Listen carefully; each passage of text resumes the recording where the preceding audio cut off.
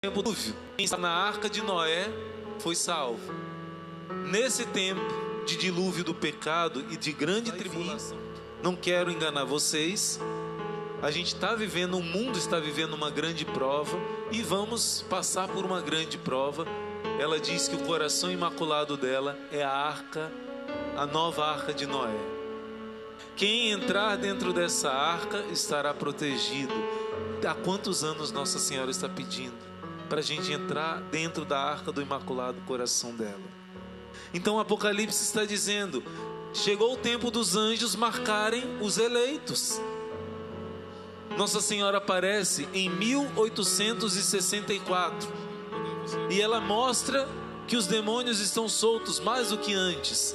E ela diz assim: chegou a hora de invocar os anjos mais do que em outros tempos. Vocês conhecem essa história da Rainha dos Anjos? Vocês conhecem essa história? O Padre Pio disse: esse é o tempo dos anjos. Os anjos estão marcando os eleitos de Deus. Você já foi selado pelos anjos de Deus, sim ou não? A palavra de Deus diz em Ezequiel capítulo 9, antes de existir a cruz de Jesus, está escrito assim: marca os eleitos com uma cruz na testa. Não toque em nada, não castigue ninguém, até os eleitos serem marcados com uma cruz. Muito antes de Jesus, a última letra em hebraico era antigamente uma cruz. Então todos os eleitos foram marcados com uma cruz. Também no livro do Êxodo diz que somente as casas que estavam marcadas com o sangue do Cordeiro foram libertas do espírito de morte. Irmão Luiz Maria, então o que o senhor quer dizer com isso? Como é que eu sei se eu já estou marcado com esse selo? Os anjos estão marcando os escolhidos de Deus. Estão recolhendo, igual Noé recolheu os animais tudo na arca de Noé. Os anjos estão recolhendo todo mundo agora na arca do coração imaculado de Maria. Eu quero então anunciar para você uma coisa que está acontecendo e eu quero saber se você está dentro ou está fora dessa grande graça. No século XIX, Jesus começou a aparecer para vários santos e pedir que consagrasse o mundo ao coração sagrado dele. E a devoção do Sagrado Coração de Jesus começou a crescer. Você já se consagrou ao Sagrado Coração de Jesus, sim ou não? Ixi! Como diz o Padre Duarte, vixe! Você já se consagrou ao Sagrado Coração de Jesus, sim ou não? Você já... Calma aí, uma pergunta de cada vez, né? Será que nas nossas casas a gente já fez a intronização? Lembra aquelas casas antigamente? Que em vez de estar a televisão no centro, hoje em dia não é televisão porque é celular, né? Mas também às vezes a televisão. E no centro das casas antigamente era aquele quadro velhinho do coração de Jesus e do coração de Maria, não é? Ah, como o diabo, uma vez no exorcismo o diabo disse que ele detesta isso. Ele detesta. Antigamente o centro das casas eram os dois corações de Jesus e Maria, os donos das casas. Só que hoje o Senhor está trazendo isso de volta, porque Ele fez promessas para as famílias que eram consagradas ao coração de Jesus. Uma vez uma menina, falando de sincretismo, uma parente de uma irmã nossa, ela quando era jovenzinha, fez aquela brincadeira do copo, já viram? Hoje em dia tem aquela brincadeira do Charlie, né? Da caneta. Tem um negócio de, como é que chama lá no Ceará? De... a loura do banheiro, né? Que mais? Do compasso, brincadeira. Isso não é brincadeira, não.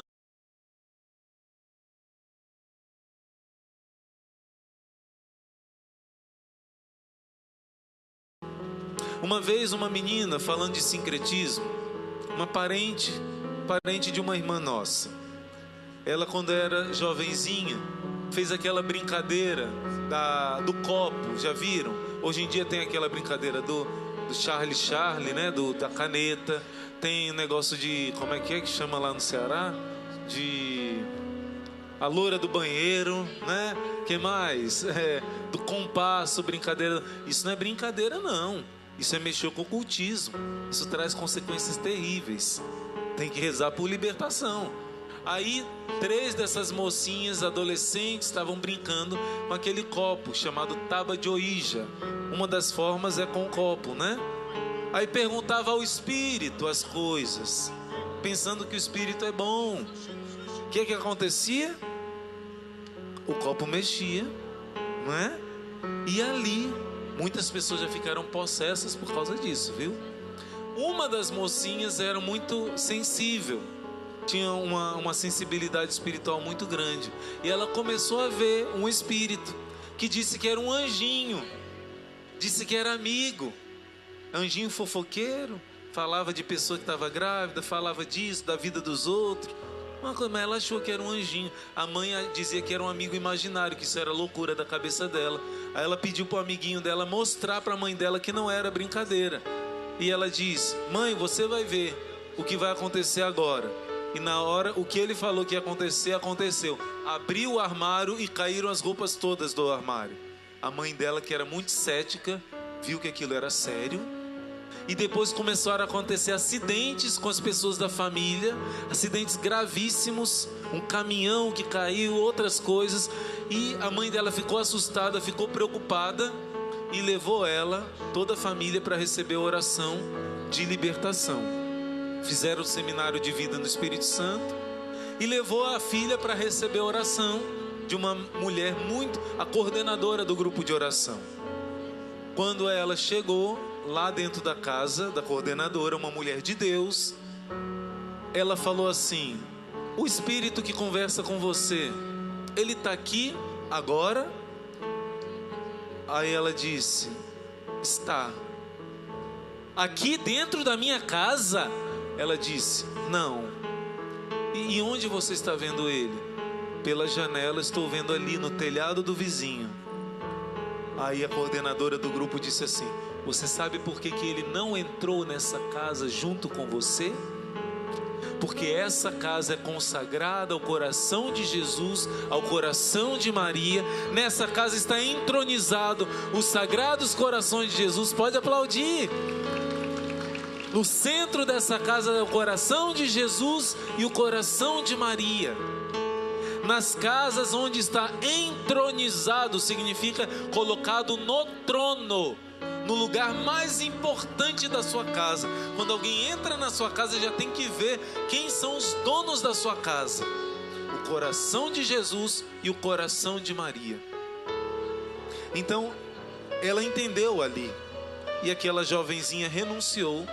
E o anjinho, o espírito aparecia como anjinho. Ela fez a oração de renúncia para ser liberta. E depois, quando o anjinho apareceu para ela, começou a fazer chantagem: mas você vai me deixar? Mas você não vai mais ficar comigo? E fingir que estava chorando. Ela via, né? Tem pessoas que têm essa graça de ver as coisas espirituais. E ela disse: não, eu não quero mais estar com você. Aí o demônio se revelou. Aí ele se manifestou como demônio mesmo. O que estava escondido veio à tona, porque ela renunciou. Mas ela foi firme e ali ela cortou relações. Mas eu quis contar essa história tanto para falar do perigo dessas coisas ocultas, mas principalmente para falar que se a sua casa realmente você entronizou Jesus e Maria, os dois sagrados corações, o mal não pode triunfar. Vai ter batalha? Vai ter luta? Vai. Mas muitas coisas vão ser evitadas. E o mal não pode reinar, não pode entrar, não pode triunfar na casa que é consagrada aos corações de Jesus e ao coração de Maria. Os dois sagrados corações de Jesus e Maria. Quem aqui tem no centro da sua casa, no lugar de destaque, uma imagem, ou imagem de gesso, de resina, ou um quadro do coração de Jesus, do coração de Maria? Levanta a mão. Ainda é muito pouco.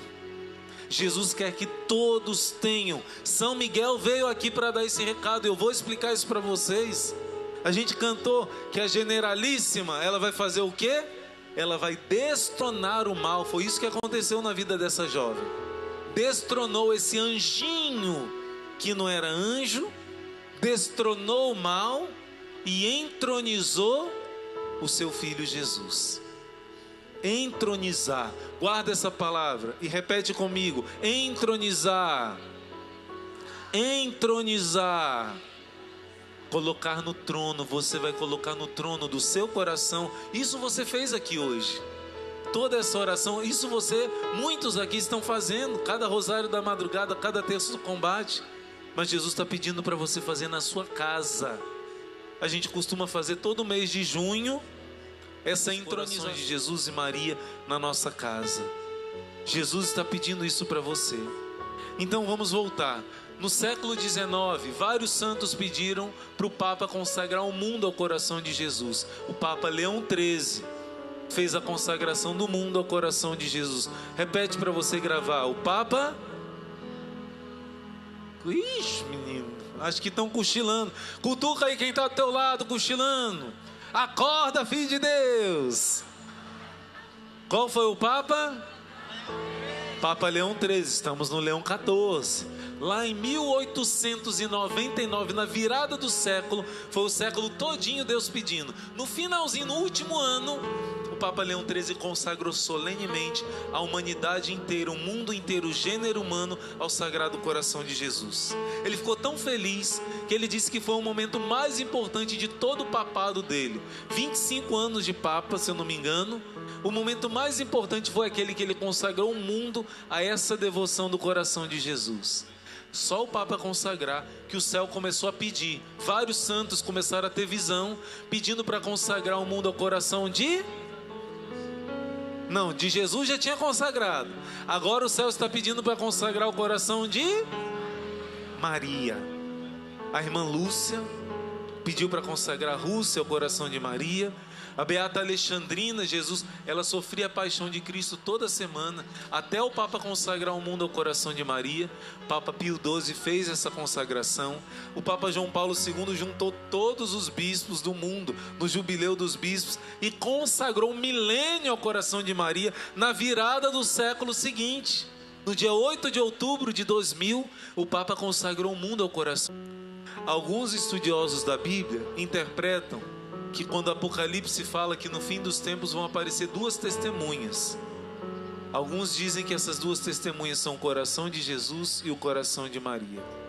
Dom Bosco teve um sonho profético que as duas colunas que iam salvar a igreja, numa coluna estava a Eucaristia, que é o coração de Jesus, na outra coluna estava a Virgem Maria. Vários santos falam que esses dois sagrados corações para esse tempo são as duas testemunhas, são o refúgio para esse tempo. Consagra tua casa ao coração de Jesus e ao coração de Maria. E aí, no século anterior, Jesus pediu: como é que eu posso viver a devoção ao coração de Jesus? Além de entronizar Jesus na minha casa, vou contar para vocês uma história. Mulheres, fiquem espertas, atentas, é um segredinho que eu vou contar. Homens também. Mas foi uma mulher que foi muito inteligente. Às vezes, você tem um esposo que gosta de Jesus, mas não ama Jesus. Respeita, se diz católico, mas de vez em quando falta a missa de domingo para tomar uma cerveja, assistir o futebol, não obedece os mandamentos da lei de Deus ainda totalmente. Se diz católico não praticante, que é praticamente não católico. Vocês já viram uma mulher que está mais ou menos grávida? Já viu? Ela está mais ou menos grávida. Ela está só um pouquinho grávida, já viu? Então me diz uma coisa, ou é grávida ou não é, certo? Então a pessoa que diz: eu sou, fulano é muito católico, não tem essa não. Ou é ou não é. Você já viu uma mulher: nossa, essa daí é muito grávida? Já viu? Não existe. É um pagão batizado, vive como pagão. Então, se a pessoa ou é católico ou não é. Católico não praticante é praticamente não católico. Não existe isso. Mas aí seu esposo até se acha católico, né? Porque foi batizado, porque os pais eram católicos. Mas aí você que é uma mulher esperta, como diz lá na palavra de Deus, a mulher sábia, Provérbios 14, Provérbios 31, a mulher sábia edifica a sua casa. Aí você diz assim: amor, te amo tanto, quer me deixar feliz?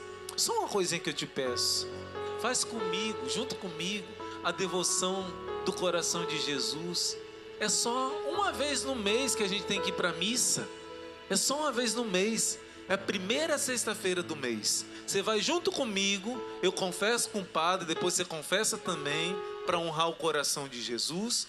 Aí na primeira sexta do mês, além do domingo, que é mandamento de Deus, terceiro mandamento, santificar o dia do Senhor. Mas você vai para a missa, eu te amo tanto, meu amorzinho, só isso que eu peço de você. Aí ela falou assim com o esposo dela, uma mulher lá na Itália. O esposo era aquele marromeno, né, que não era católico de meia tigela. Aí ele diz, por amor à esposa ele fez. O que aconteceu? Ele, cada sexta-feira ele confessava antes, comungava, não faltava mais missa de domingo. O homem foi direitinho, fez direitinho junto com ela as 9 primeiras sexta-feiras. Só que passou os 9 meses e ele fez direitinho, completou. Mas passou um tempo, ele mudou o lugar onde ele trabalhava. Ele foi trabalhar junto com um senhor que era adventista do 7º dia. E esse homem lia muita Bíblia, conhecia muita Bíblia, e ele não conhecia quase nada. Católico ignorante é um futuro. De novo, católico ignorante é um futuro. Está melhorando. Católico ignorante é um futuro protestante. Porque aí ele chega para você, olha aqui, Êxodo capítulo 20, não pode construir imagem, é ídolo. Aí você que é um católico que lê a Bíblia, você diz, calma aí, deixa eu passar aqui 5 páginas. Êxodo 25, 5 capítulos depois, Deus manda fazer a imagem. Ué, porque Deus antes estava proibindo de fazer ídolos, deuses, imagens de deuses para adorá-los. E Deus mesmo manda fazer a imagem de um anjo na Arca da Aliança. Deus mesmo manda fazer a serpente de bronze no deserto. Mas se você é um católico ignorante, você é um futuro protestante. Por isso, católicos, quem trouxe a Bíblia aqui, levanta a mão. Eita, estão armados, glória a Deus, palmas para vocês. Temos que ler a palavra, conhecer a palavra. Esse homem não lia, não conhecia. O que aconteceu? Foi engabelado. Foi enganado. Ali ele, nossa, você tem razão. Nossa, está escrito na Bíblia. Um texto fora do contexto é um pretexto. Aí ele foi enganado, ali foi enganado. Ele ficou com ódio da igreja. Ele ficou com ódio de tal modo que aquele homem convenceu a ele que o Papa era o anticristo, a besta fera, e tinha que morrer. Sabe o que esse homem fez? Ele comprou um punhal e ele achava que a melhor coisa que ele fazia para a humanidade era matar o Papa Pio XII. Ele preparou para matar o Papa. De tal modo fez a cabeça dele. Imagina. Só que um dia ele foi com seus filhos para poder os filhos jogarem futebol lá em Roma, num espaço lá. E os filhos jogando futebol e ele escrevendo contra a Imaculada Conceição de Maria, fazendo um artigo para contrariar, para combater. Enquanto ele estava escrevendo contra Nossa Senhora, os filhos jogando bola. Aí lá no Ceará, não sei se aqui na Bahia tem essa gíria, né? Quando chuta e a bola vai para longe, como é que chama aqui? Lá chama embarcar a bola, né? Lá no Ceará. Aí chutou, embarcar a bola. Brum. E eles foram atrás. O primeiro menino foi atrás da bola, não voltou. O segundo filho foi e não voltou. O terceiro foi e não voltou. O pai achou estranho aquilo. Aí ele foi lá, viu que a bola caiu num buraco, tipo uma gruta, e os seus 3 filhos estavam assim, ó. E ele chamava os meninos continuavam. E ele pensou que era coisa do diabo. Ele começou a chamar o nome de Jesus, porque o diabo não aguenta o nome de Jesus. Mas não era diabo. Se fosse diabo, ia embora com o nome de Jesus. Mas ali é aquela que primeiro pronunciou o nome de Jesus, aquela que deu o nome dele de Jesus. Então ele mesmo também viu a Virgem Maria. E quando Nossa Senhora aparece para um protestante, ela aparece como? Segurando uma Bíblia. Porque vai converter o protestante, tem que ser com a Bíblia. Nossa Senhora apareceu, chamada Nossa Senhora da Revelação, ou Nossa Senhora do Apocalipse. E Nossa Senhora disse assim: basta, chegou a hora de você retornar para o redil do meu filho Jesus. por causa da sua esposa, tu fizeste as 9 primeiras sextas-feiras do mês. E Deus é fiel. Ele prometeu que quem faz essas comunhões reparadoras não vai perder a sua salvação. E aqui estou eu para cumprir a promessa de Deus. Volte para a igreja de nosso Senhor Jesus Cristo. Aplauda o Senhor. Vê aqui que uma